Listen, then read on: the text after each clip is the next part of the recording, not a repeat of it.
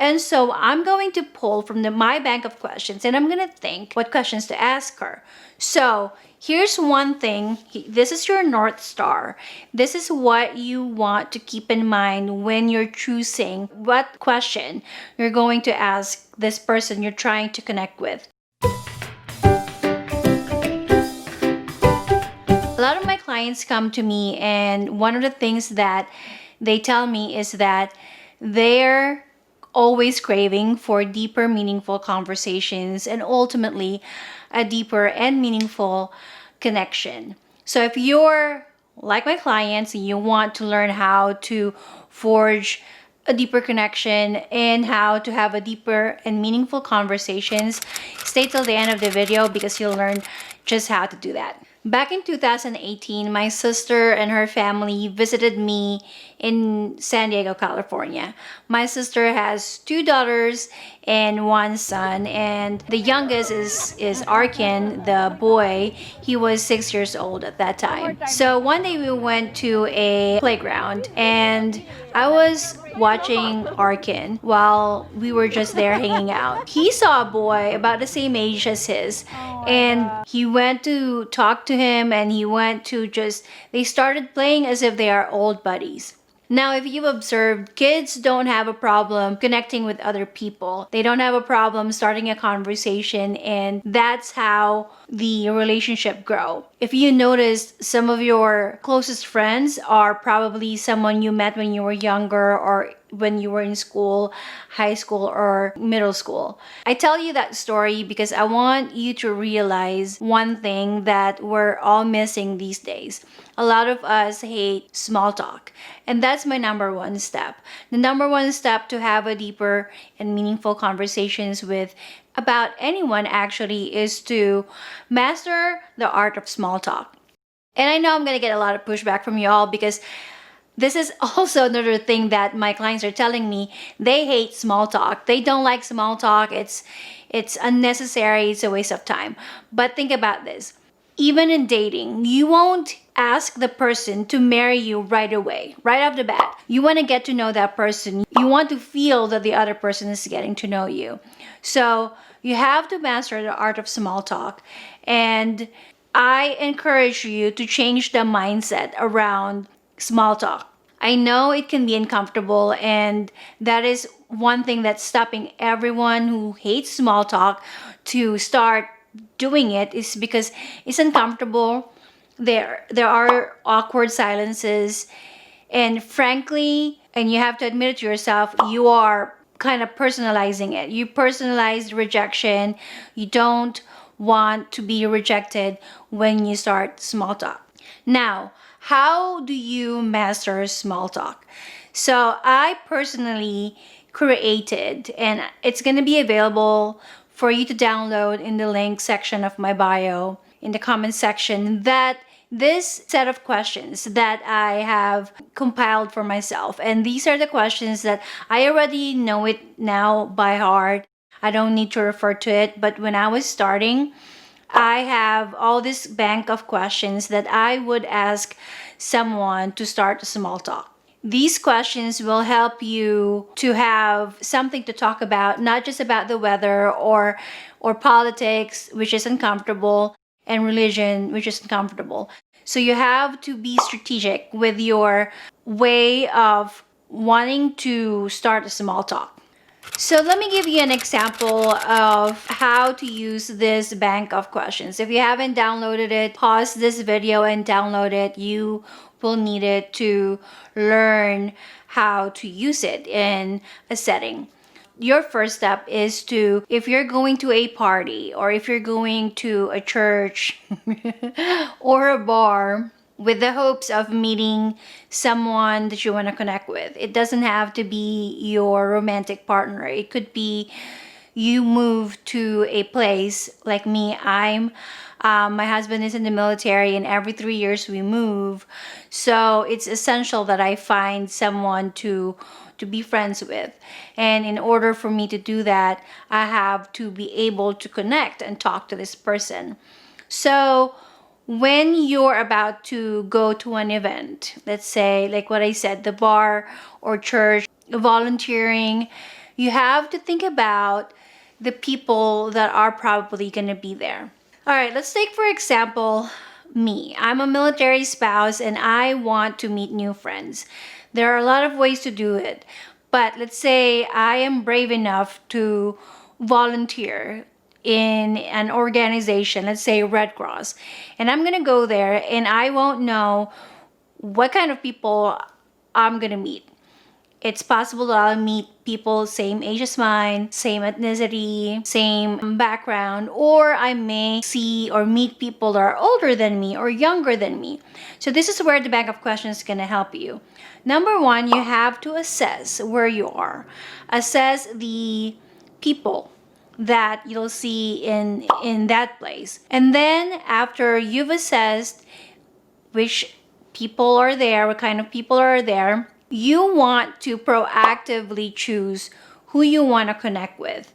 See, the problem with small talk is a lot of people, like what I said earlier, they take it as a rejection. But if you change your mindset as you're hunting for your next best friend, or someone who can take care of your kids or your pets when you're not around, you want to be choosy. You want to be picky about people that you're gonna connect with. Your energy and your time is valuable. So pick that person that you want to connect with. Maybe it's this another volunteer. Maybe I want to connect to another volunteer who is older than me.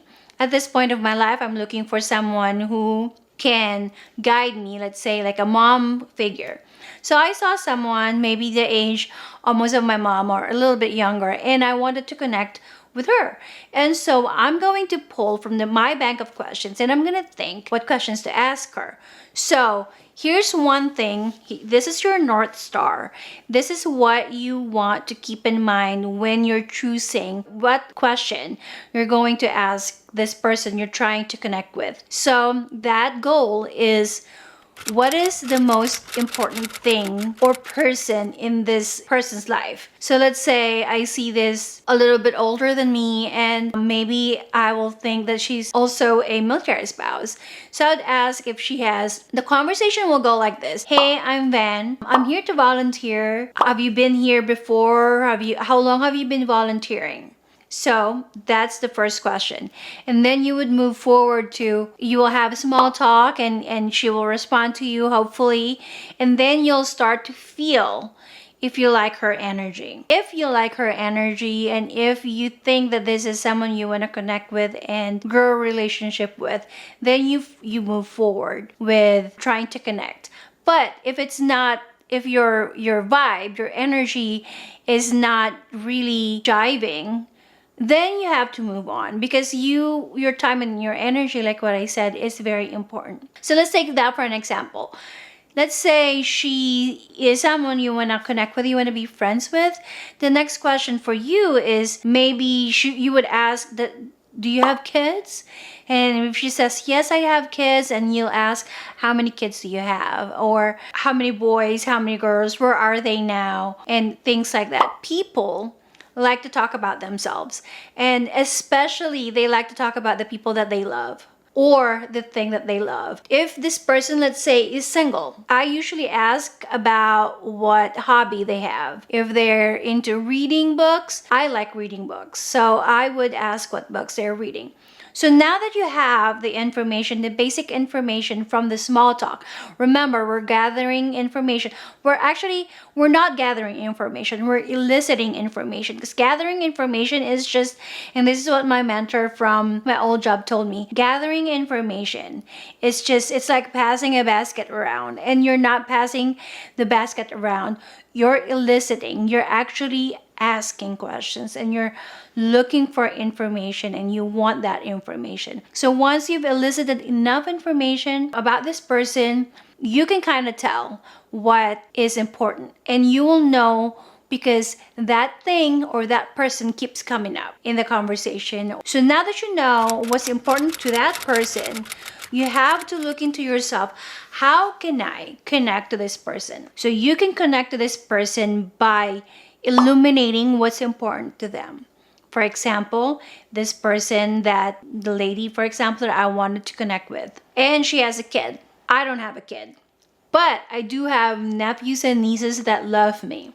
I will use that to connect with her. I will say, like, oh, my sister has a daughter and she's 14 years old now. And oh my gosh, my sister tells me that being a mom with a toddler or a newborn is totally different than being a mom with a 14-year-old. And this will spark conversation. And this will turn into you and this person, me and this person sharing our energy. Now, you have to be proactive to ask friendship from this person. If this person is someone that you will not see anymore, you have to be proactive in forging connection, forging conversation. So if this person is someone who volunteers regularly, it means to me that I will see her again. But if it's someone that you know that you're not going to see again, you should be proactive to say, let's have coffee sometime. We should get together sometime. I really had a great time talking to you. And I'm new to this place. I'm looking for new friends. Just put yourself out there. And I know that some of you is going to be uncomfortable doing that because of the rejection. But,